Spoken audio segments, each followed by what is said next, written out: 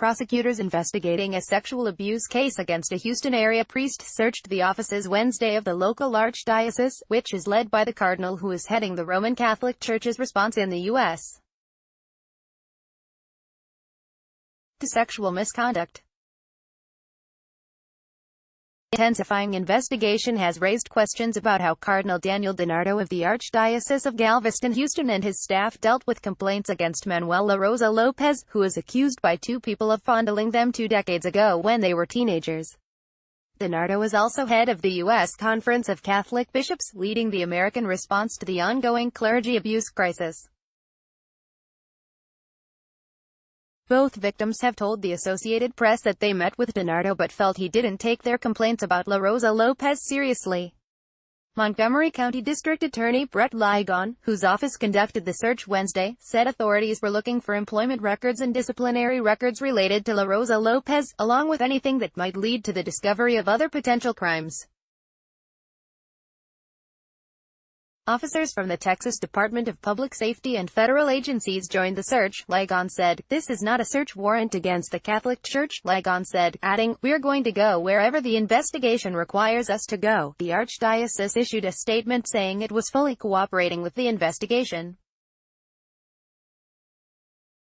It acknowledged holding confidential documents kept in a secure manner for the protection of the privacy of individuals. Montgomery County prosecutors have already searched 3 locations around Houston: Sacred Heart Catholic Church in Conroe, where La Rosa Lopez was assigned when the abuse allegedly occurred; the Shalom Center in Splendora, where church officials acknowledged La Rosa Lopez received treatment; and St. John Fisher Catholic Church in Richmond, where La Rosa Lopez was a priest until his arrest. Ligon told reporters that his office had spoken to the local U.S. attorney, which did not immediately respond to an Associated Press request for comment about whether it was also investigating the Archdiocese. La Rosa Lopez's attorney, Wendell Odom, said the priest has denied the sexual abuse allegations. Odom questioned why prosecutors conducted an on-site search instead of requesting documents through a subpoena, calling it a little bit alarming. Facing mounting criticism since the arrest, DiNardo wrote a piece published Monday in the Houston Chronicle saying he removed La Rosa Lopez from ministry after meeting with one of the accusers in August.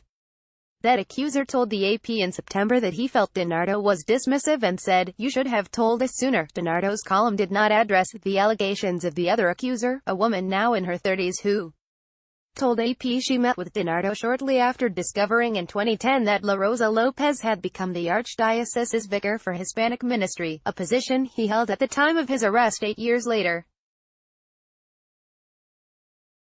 Her family had reported La Rosa Lopez in 2001, after he allegedly fondled her several times and led her to believe they had a secret relationship. She says, DiNardo, who came to Houston in 2004, and other church officials told her then that La Rosa Lopez had received psychiatric treatment and would no longer be allowed to work with children. The AP typically doesn't identify victims in sexual abuse cases and is withholding the names of both accusers.